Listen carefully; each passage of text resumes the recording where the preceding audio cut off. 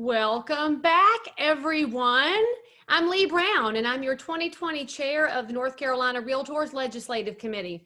For our panel, we are joined by some true leaders in North Carolina's housing industry, as well as the national effort to address housing opportunity on all fronts.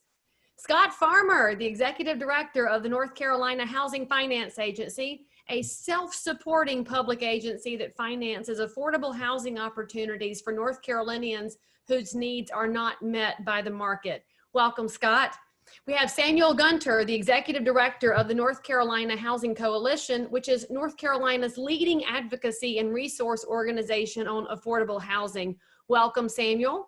And last but not least, Michael Neal, a senior research associate in the Housing Finance Policy Center at the Urban Institute. As a housing economist, Michael has an in-depth knowledge of housing market trends. Michael, we're glad you're here. Thanks to all of you for joining us. This amazing group of realtors and real estate related advocates is anxious to have your take on the big giant question. Is the North Carolina housing market affordable or affordability challenged? Michael, I'm going to let you have the floor. Then we'll hear from Samuel and then Scott bringing up the caboose. And as in the last session, guys, you are encouraged to ask questions of our panelists. They welcome your questions and insights. Please put it into the Q&A. Staff is going to collect it, and like President Marin, I'll be watching the Google Doc so we can get as many questions answered as possible. Take it away, Michael. We're glad you're here. Thank you so much, Lee. It really is a pleasure to be here with everyone. My goodness, such an important topic, an important question, and really captures, I think, this moment when we think about the housing market. I'm going to throw kind of a few statistics at you a little bit. I'm going to try to go slow to make sure that they're digestible. But I think the overarching point is that, look, North Carolina, the question of affordability, statewide at least, the data seem to suggest that by and large, North Carolina is doing better than the nationwide average. But that being said, there are certain cohorts around within the state that are a bit more affordability challenged than others. And so to start out, I just want to give you a heads up. I'm thinking about home values. We can go back and forth about whether you should look at sales prices or home values. I'm using home prices for the kind of thinking that I'm doing. And in 2019, the median home value for a home in North Carolina was $193,000. Median income $57,000. That translates for a house price to income ratio of around 3.4. In line is slightly lower than the national average, which is 3.7. That's a $240,000 home relative to $66,000 in terms of median income.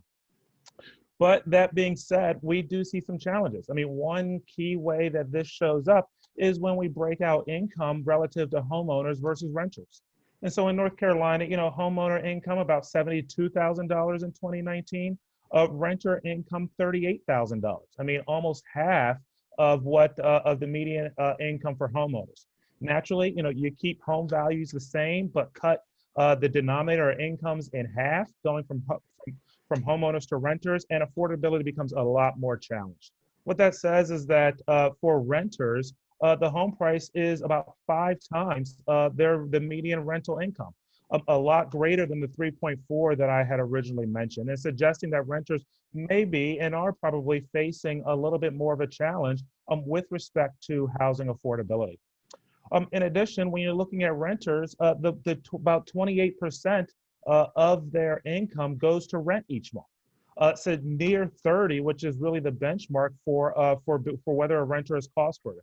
So it suggests that there's also a sizable proportion of renters that may find it difficult to actually save that down payment that's also needed to purchase a home. One of the things that I do want to point out in terms of a positive, though, with renters, though, is that they've actually seen stronger income statewide. That is, renter income since 2010 has increased by 43%. compared to income to household income growth of 32% for homeowners, 32% for homeowners. I'm suggesting that there might have, in terms of the economic gains, the renter households across the state might have been experiencing a bit of a stronger increase. I will caution you, though, that one of the concerns about interpreting it that way is that it could also be due to a compositional shift. We've certainly seen national analysis suggesting that an increase in renter households making over $100,000.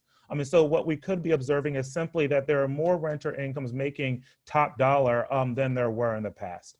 And then finally, I just want to leave you with two more things, and that is, number one, we have seen a 25% growth in home values across North Carolina. Compare that to a 34% increase in home values nationwide between 2010 and 2019. One reason that might be the case is because there has been a bit of a stronger increase in supply, in the pace of supply coming online. That is housing permits. Across North Carolina, 98% growth relative to 92% growth over that 9 to 10 year window nationwide. That being said, though, when we look under the hood, we do want to be careful about the kind of growth that we've seen. We've typically seen growth in the higher cost types of homes, as opposed to the more affordable housing that, say, renters would be able to afford in order to transition into home ownership. And then the final thing that I want to leave you with is when we break it out by race and ethnicity. We see that certainly, people of color, particularly African Americans and Hispanics, do have lower incomes than their white counterparts across the state, and that's consistent with the national trend as well. Just more numbers for white households in North Carolina. Median income is $64,000. Compared to $41,000 for African Americans and $47,000 for Hispanics. So what that means is when you're coming to the market, in terms of buying a home, you're going to experience that kind of affordability challenge that maybe some of your other peers may not experience to the same degree.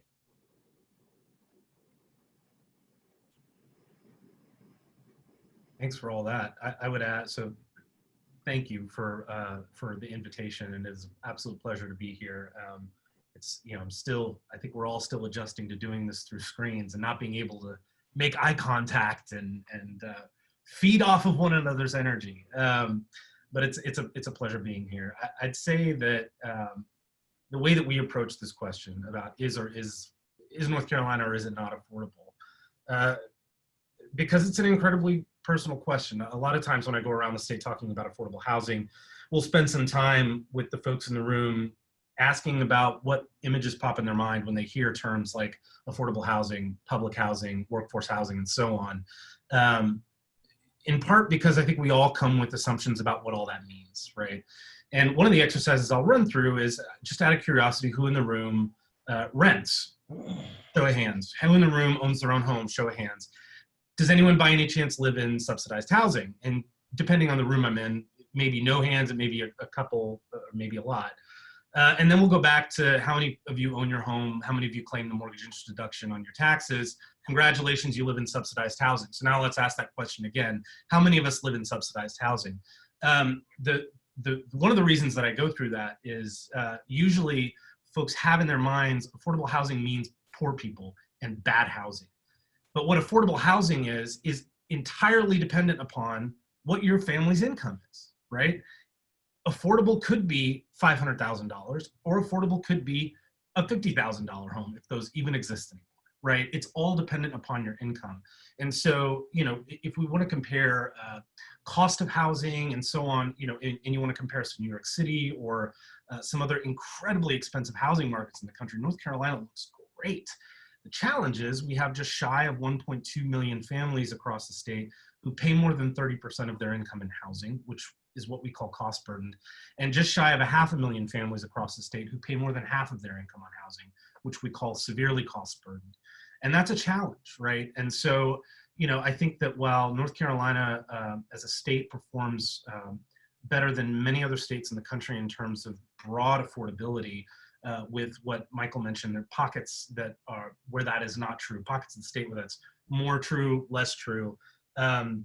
It is true everywhere in the country and everywhere in North Carolina that the lower you go on that income threshold, that income spectrum, the harder it is to find housing that is affordable to you, period.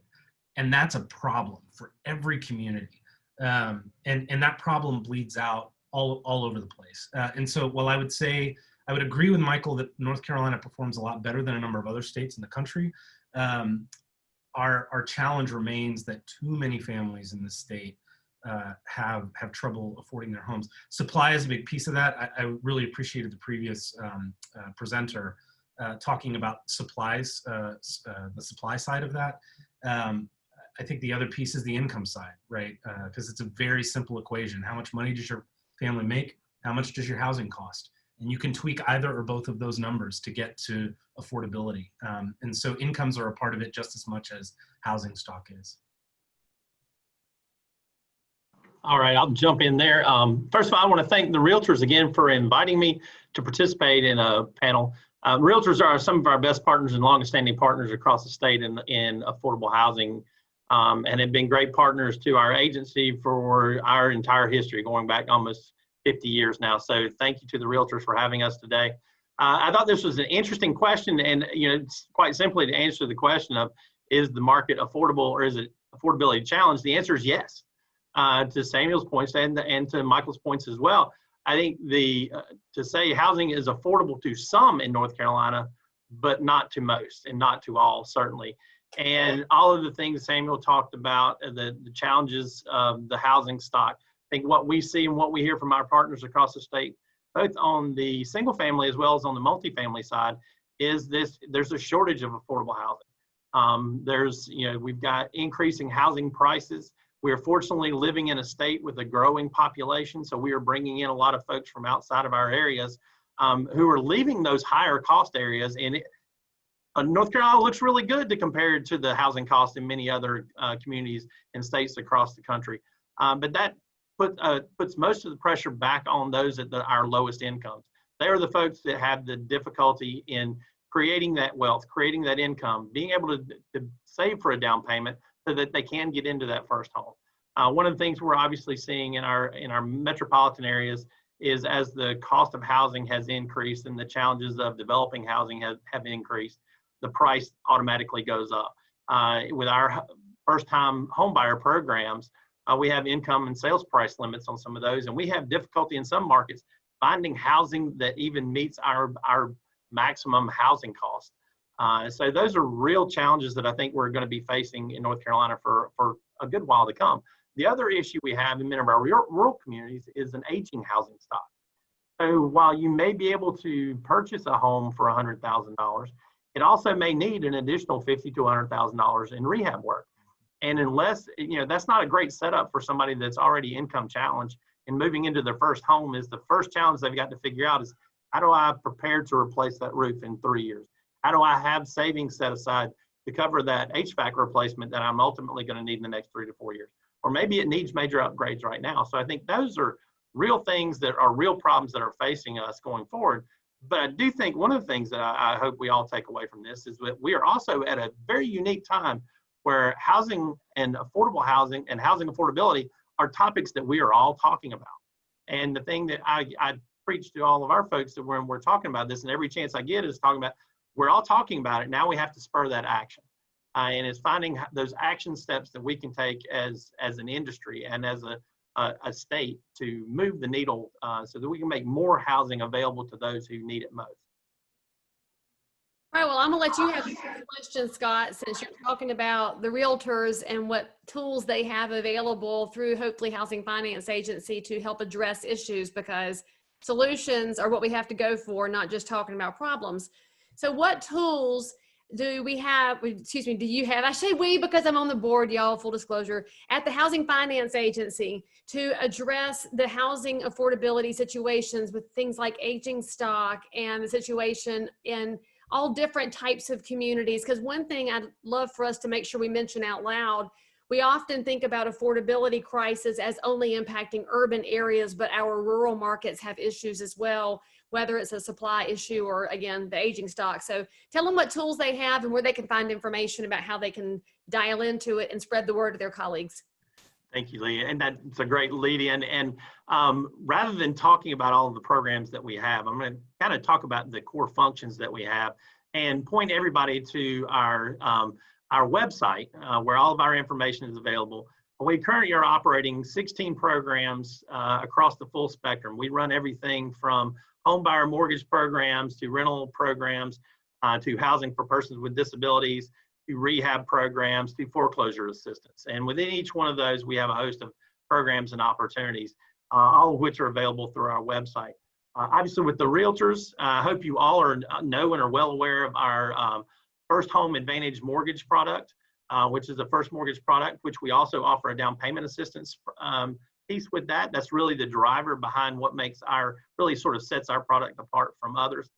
We have a variety of opportunities there. We have a 3% or 5% and $8,000 down payment assistance program. Depending on your borrower's needs, your home buyer's needs, you're bound to have a lender in your area that works with that program. We also, as Lee knows well, we also offer training for realtors and for lenders to learn more about those programs. So I'll get that plug in there for that early as well.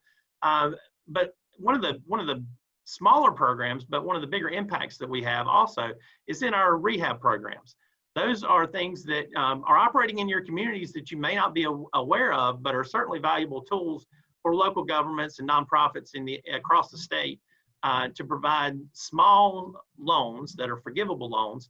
But they provide, with our urgent repair program, we can go in and it's $5,000 to $8,000 typically, where we go in and we can do those life, health, and safety things that will help keep folks in their homes longer. And it maintains that affordability.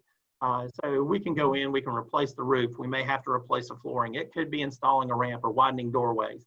We have an essential single family rehab program where we can do larger scale rehabs where we can go up to about $35,000 in repairs to try and keep seniors, persons with disabilities, veterans, or families with children who may be experiencing difficulties, allows them to stay in their home. Whereas if they're forced to move out of that home because it's an unhealthy situation, they're going to be challenged to find another home where they're going to be able to live, that's going to provide a safe roof for them over their heads. Our supportive housing program, we talked quite a bit about, but it's again a smaller program. But where we are working there is it may be working with group homes, it may be working with shelters, it may be working with domestic violence shelter. We also do quite a bit of work with local governments and with habitats with our single family programs, with our community partners loan pool program, as well as our self-help loan pool program. Again, I could take up the whole hour talking about our host of programs, but I'll sort of stop there. The one last program I'll mention is our rental program. And many of you probably are heard of the low-income housing tax credit. That is really the only affordable housing development program left in the country. All 50 states receive an allocation of credits. Our agency is responsible for allocating that resource.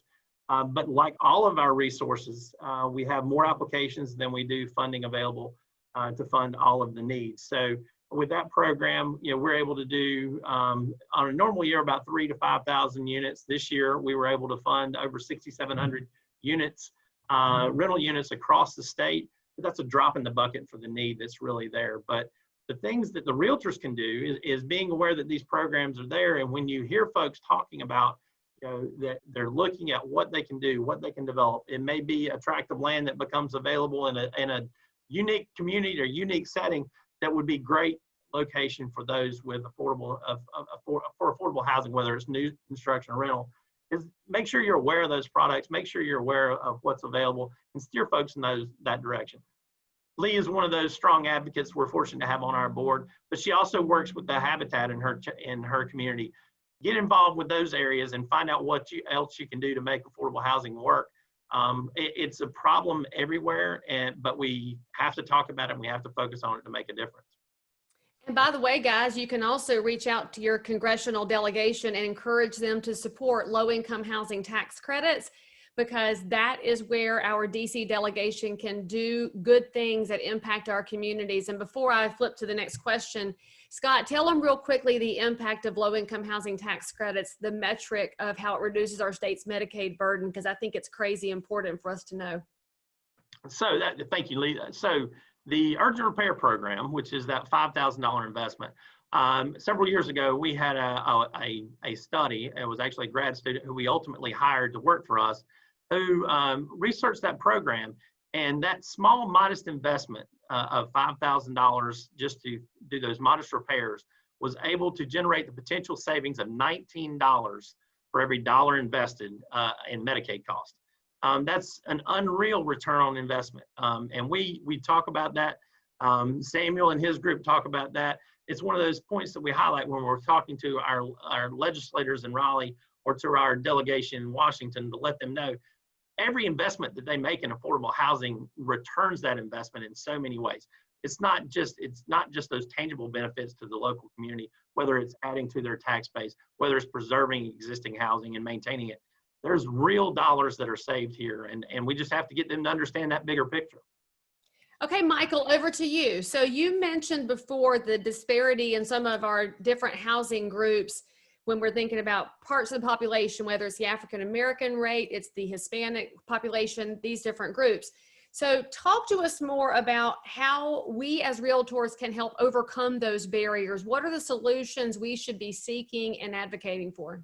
Yeah, no, that's an excellent question, Lee. I mean, one of the things that I think best captures this moment is, at least on a nationwide basis, the unemployment rate overall is 64%. For African Americans and for Hispanics, it's less than 50%. Fewer than half of those populations actually own their homes. And in fact, for African Americans, the rate is actually somewhat lower than what it was just prior to the Fair Housing Act being passed, which I think is just speaks volumes to some of the, not just the challenges, but the opportunities that we have, particularly as the country continues to evolve demographically going into the future. One of the things that we have seen, particularly thinking about what we term kind of the demand side for home ownership, is certainly the lack of financial assets that people of color tend to have. Both personally, as well as connections with parents. There has been a number of research reports coming out recently showing that potential home buyers of color are just less likely to be able to draw on the financial assets of parents the way that, say, that white home buyers are able to do to a much greater degree. To that degree, I think that things like down payment assistance are going to be a key program that helps to really bend the curve there. That is the degree to which you can offset the lack of financial assets that, say, some potential home buyers of color have. I think that could go some ways to helping them to enter home ownership. Another one, and I think this builds off of Scott's point, is when they enter home ownership, we also want to make sure that they stay there. I mean, in fact, we have seen, because we think that it's a good thing. We think that it produces good outcomes. That's why we want them to remain homeowners. And one of the very important points that Scott brought up was, the ability of state programs to provide the funds necessary for the kinds of maintenance and renovations to sustain home ownership. In our research, we found that homeowners of color, African Americans and Hispanic homeowners, are much more likely to live in inadequate housing, suggesting that they do need to make those kinds of investments in their home in order to sustain home ownership. To that degree, we have also looked into the ability to help homeowners actually develop an operational reserve. That can be tied to the down payment assistance. So the degree to which down payment assistance reduces the need for that potential home buyer to come to the table with their own money, they can then put a portion of their own money into an operational reserve that would help them to fund these kinds of maintenance, these kinds of quote unquote hidden costs that our friends at Zillow have pointed out as really impacting home ownership. And then the final thing I'll say, Lee, is, I think the other point that's really important to keep in mind is kind of the underlying reasons. And to a degree, it certainly has to do with economics. I mean, when we look at income disparities, when we look at disparities in the job market, when we look at disparities in financial assets, whether you get a mortgage or not, the amount of mortgage that you wind up pulling out. I mean, we can go through the list of variables and show these kinds of gaps between people of color and the national average. But, to a degree, I think there's also something to be said for the history of systemic racism. I think that the history of redlining, some of the reports that we've heard about appraisal bias have certainly also contributed to some of these gaps. And so I think one policy response there is the degree to which we can continue to encourage people of color to enter the housing industry and participate in a way that I think brings additional knowledge to how we interact across race and ethnicity. That speaks to more African American and Hispanic realtors. That speaks to more African American and Hispanic home builders, or more African American and Hispanic appraisers, as a way of enriching our understanding of some of the key differences between different groups of people and their housing needs.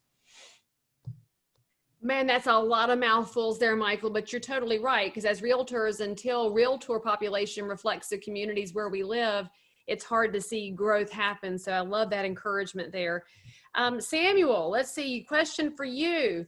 From your perspective, is there any community in North Carolina that's on the right path and should be a model for other communities? And if not in North Carolina, where in the United States should we be looking for a role model? But you got to unmute first. Yep. We still keep making rookie mistakes.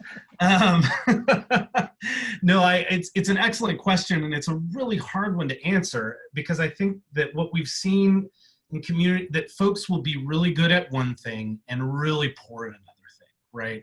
Like they have narrowed in on land use and allowing for more housing, but are really poor on some other piece, right? So I think in North Carolina in particular, we have seen a move over the last couple of years of some of the larger cities putting big affordable bond measures on the ballot.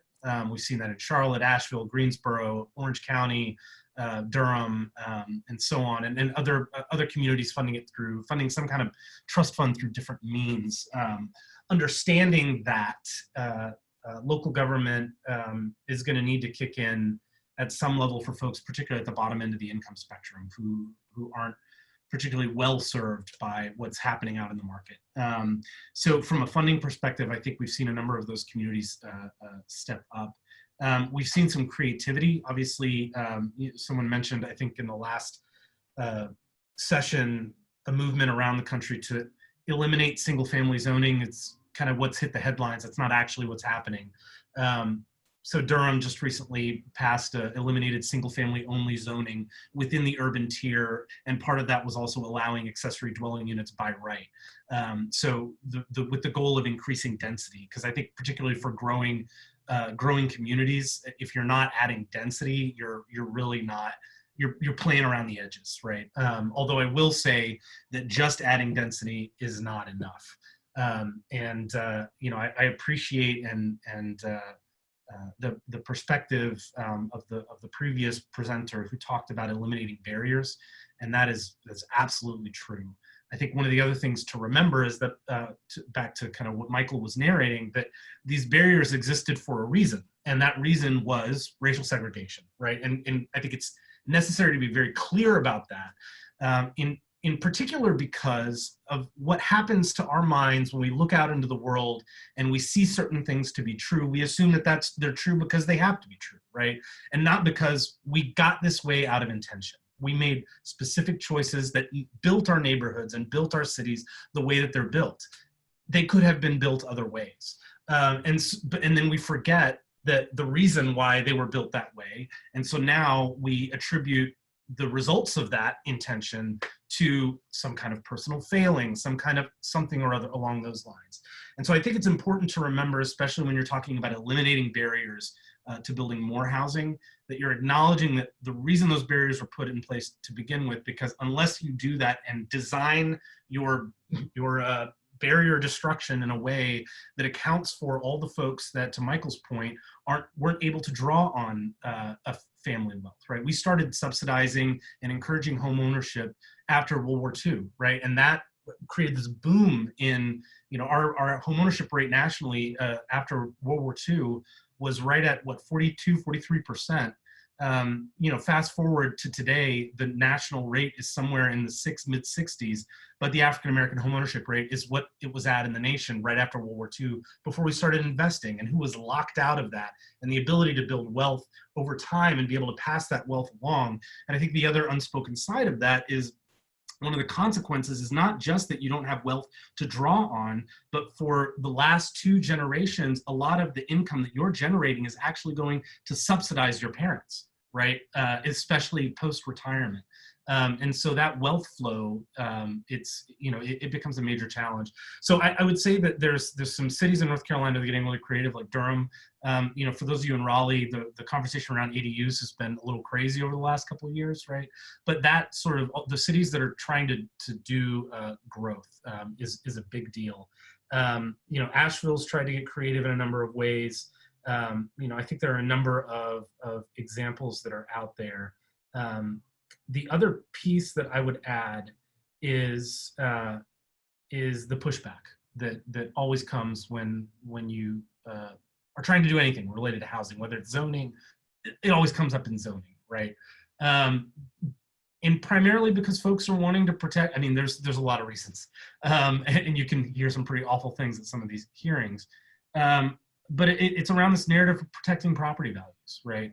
And I think that we have seen from all the national studies that have done on this, that the type of rental development around low-income housing tax credits, habitat homes going into neighborhoods, ends up having really a negligible impact, if any, on property values. And I think it's important to note that because folks want to protect what they got, which is an understandable impulse, but we got communities that need affordability for a much wider range of folks. And so I think the communities that are attacking that head on, I give a lot of praise for.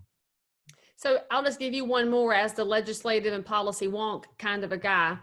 If you could give one fix to a community that's struggling, one legislative or policy fix, what's the one you think has the most impact in the near term and in the long term? Yeah, in the near term right now, we're in COVID world right now, and the impact that it's had on the market. And so it's hard to talk about, what we would normally anticipate. And right now, rental assistance, right?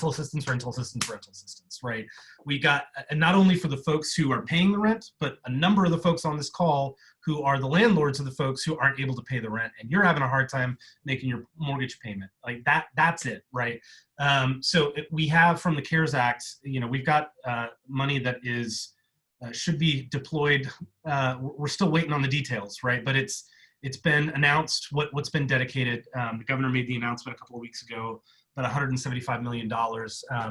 While we're excited about that, there was a bill that would have had $200 million that would have included money for homeowners as well, and was unfortunately didn't get across the finish line.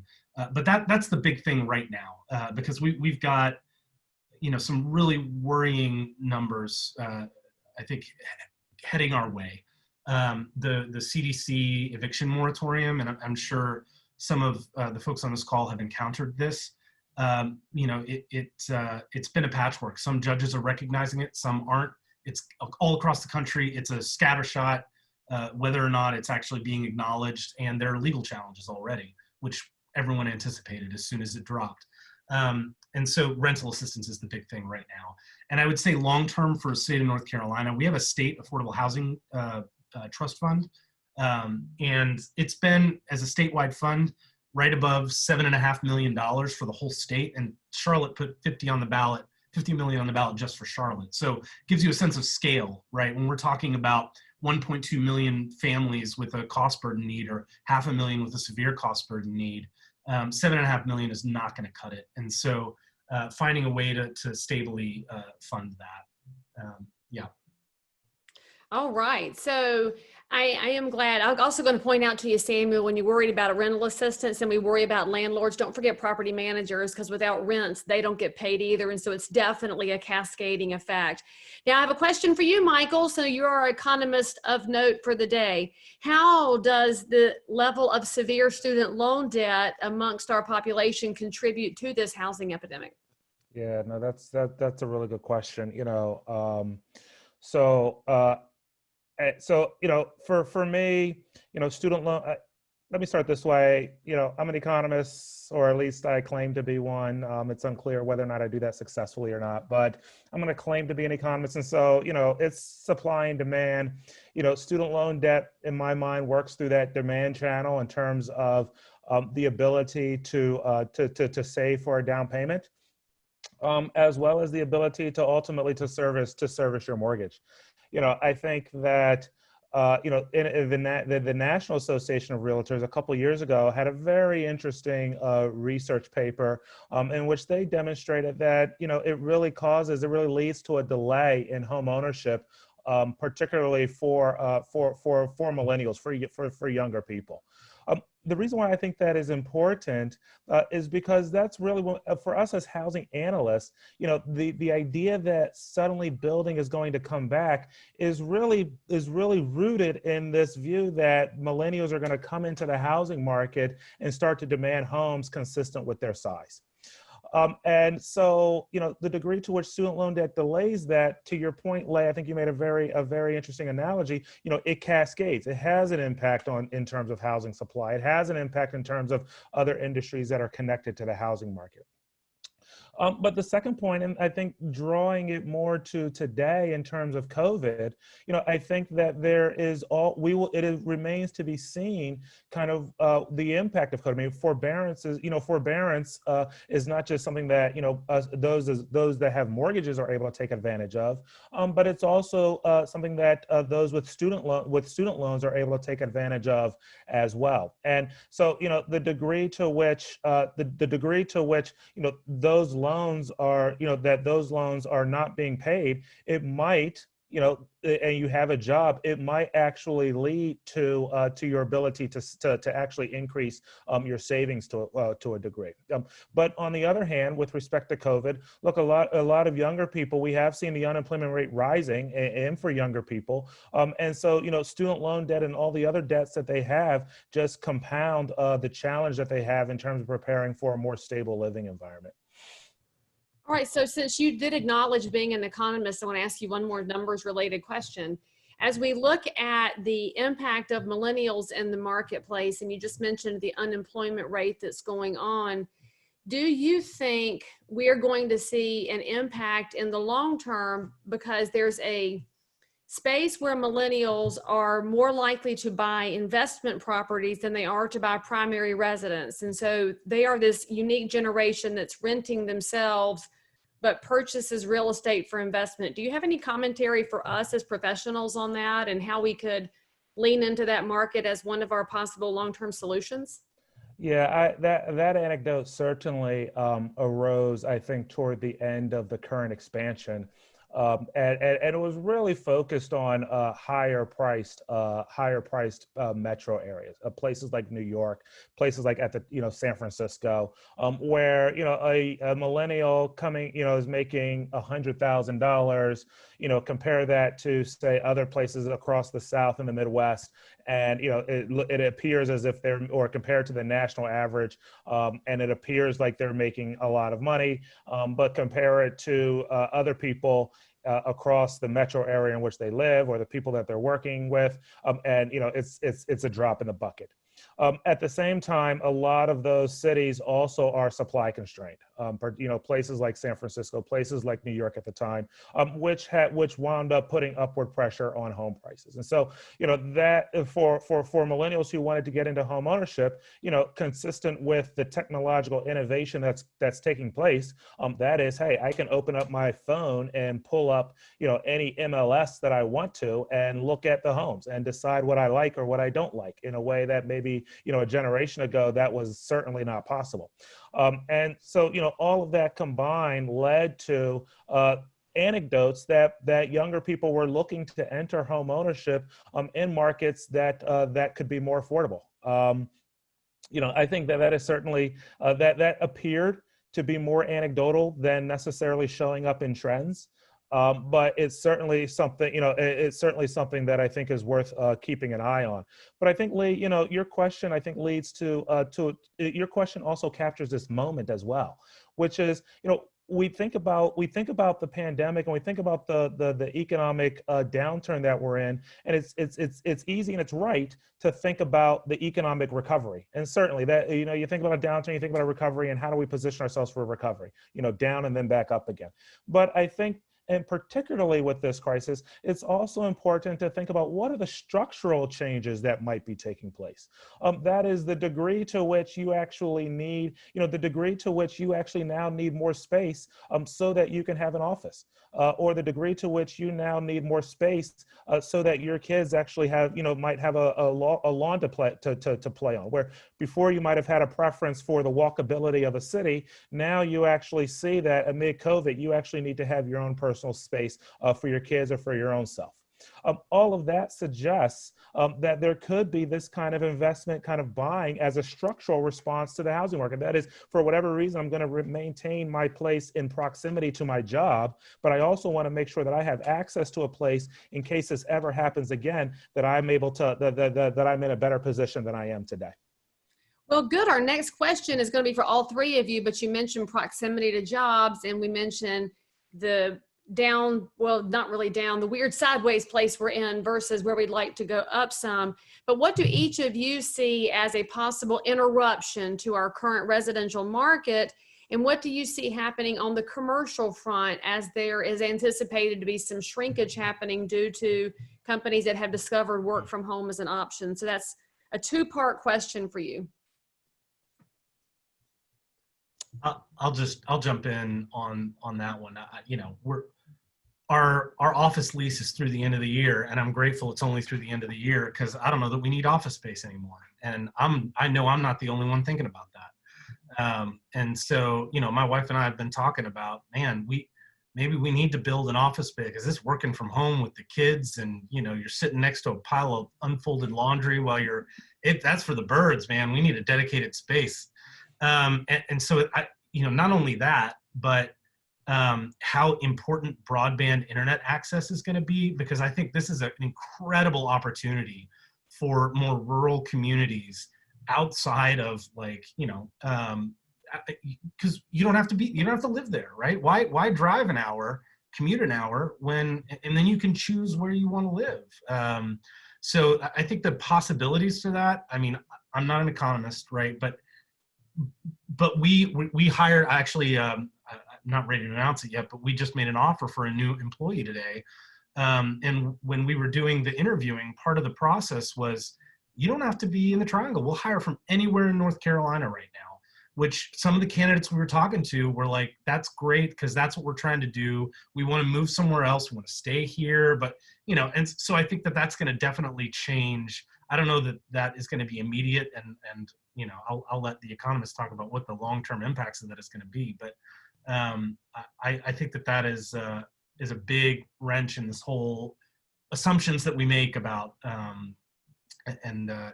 it's definitely going to be. I'll go next on that. That's one of those things that I've been really fascinated about in terms of some of the positives of the pandemic and the potential outcomes there. It is going to change the landscape for commercial real estate.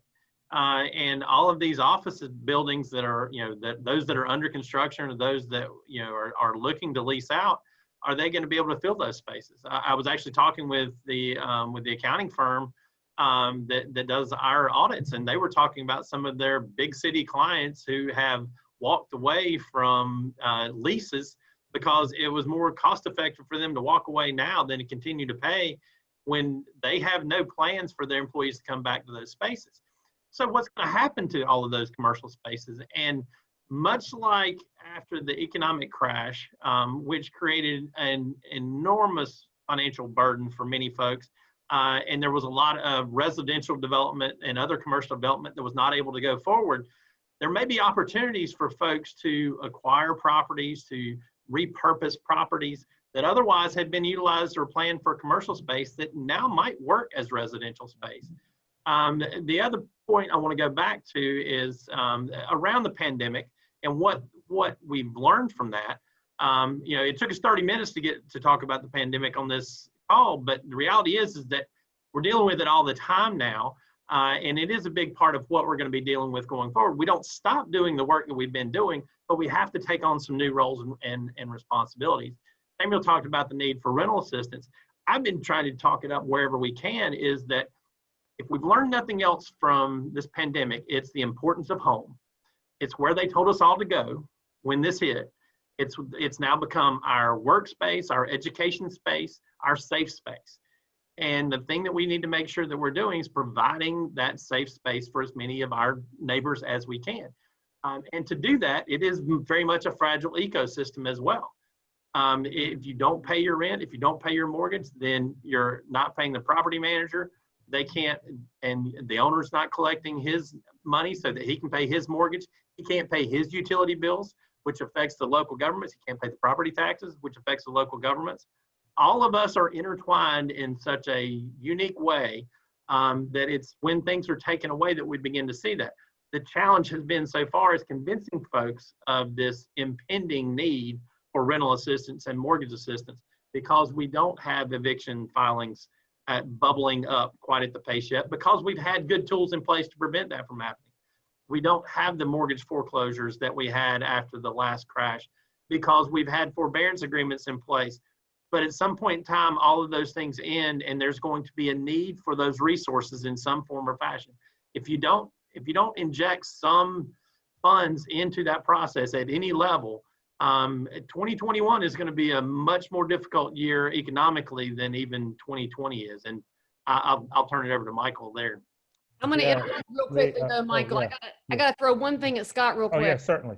Because I love that you jumped on the idea of creativity in commercial spaces as a potential solution to some of the affordability situations that we've seen. Have you seen any creative examples anywhere that you could point our viewers to where they could start doing their own research?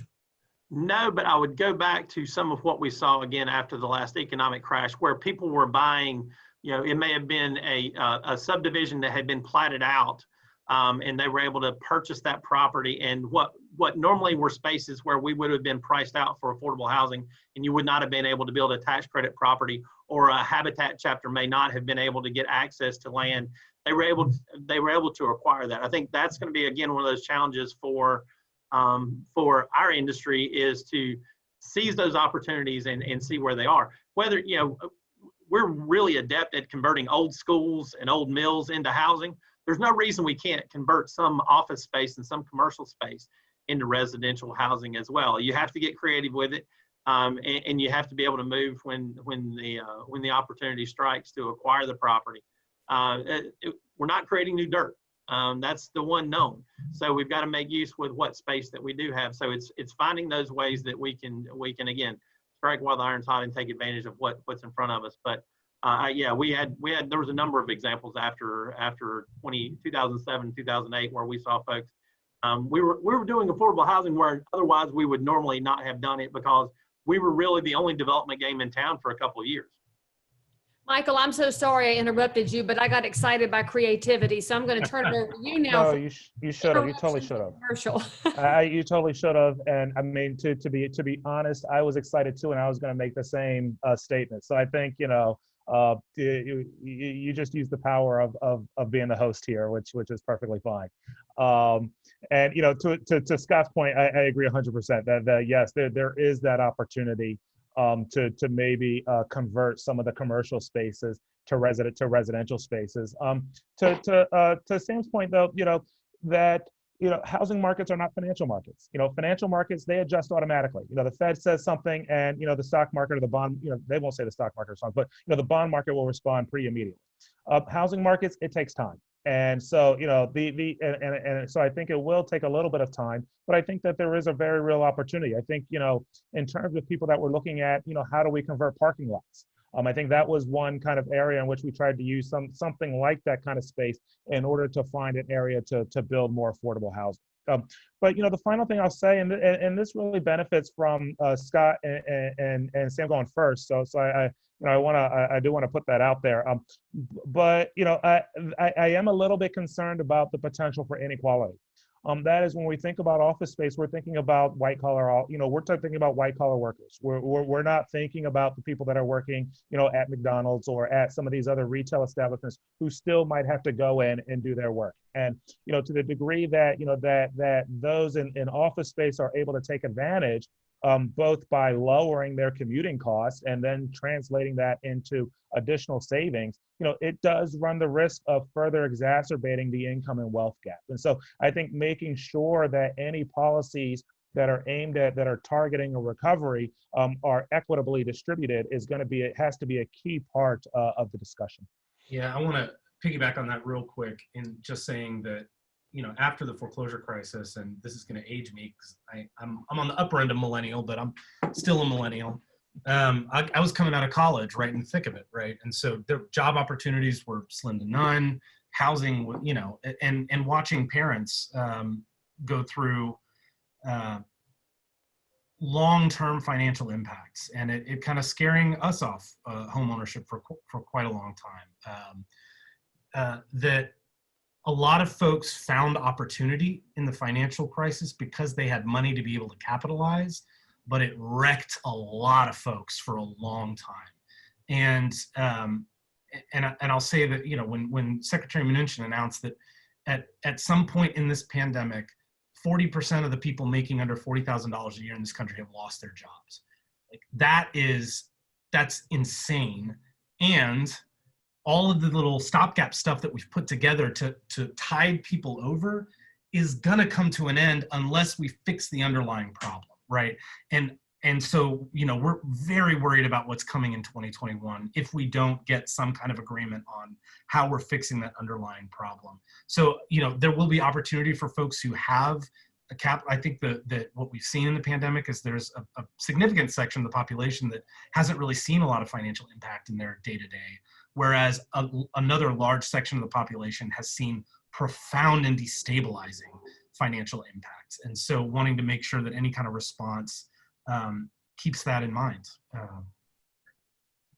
So Michael, it looks like the last question is coming to you, and Samuel and Scott, y'all can pitch in if you want to, but since he's our resident economist of the day, he gets the numbers nerd question. They would like to have your prognostication and forecast on mortgage interest rates and how long we'll see this low environment last. Do you see issues coming with liquidity and inflationary pressures? So let me start off by saying that I do not forecast in my position. So I will give a sense of what I think might happen, but I won't give any point estimate, as they call it in the forecasting community. Look, I think that mortgage rates are by and large going to stay low. I think that the Fed has indicated that they're going to keep short their key policy rate low for what I think is the foreseeable future, and that's going to that's going to have impact on the longer part of what we call the yield curve, where the 10-year Treasury and where mortgage rates ultimately sit.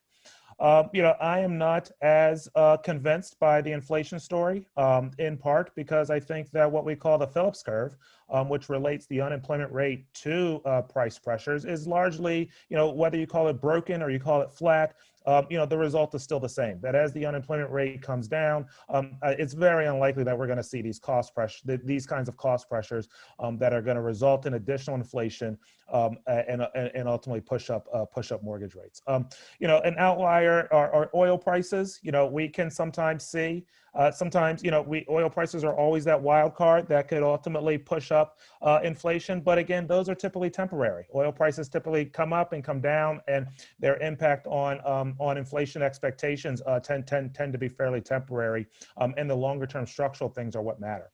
And then the final thing that I'll say is, remember, the bond market has been in a bull market since the 1980s. That is that rates have been coming down from, around 20% over the last 40 years. And that really speaks to the kind of structural changes with respect to productivity, with respect to population growth, that I really don't see much of changing much in the foreseeable future. And so for me, given the Fed stance, given what I think the longer run dynamics are, it's very hard for me to see mortgage rates, rising pretty dramatically over the next few years. Okay, so we have 3 minutes left. That's one. Sorry, let me just say one more thing. One more thing.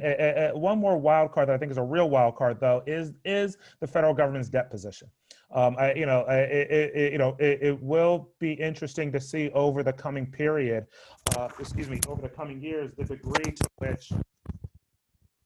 My apologies, everyone. The degree to which the federal government's debt actually, the supply that's been put out there in order to meet all of these spending needs in the midst of a pandemic will ultimately lead to higher rates that the federal government faces. Right now, you really don't see it, but I just want to put it out there as a potential wild card. Thank you. So you each get one last minute. And what I'd like you to say is what you would say to your favorite realtor. So each of you, when you bought and sold property, we know that you used a trusted professional realtor because we can tell that you're very smart that way. And if you were talking to your realtor, giving them a message to give to the community about the affordability situation in North Carolina, what's the one thing you'd like them to take forth into the community?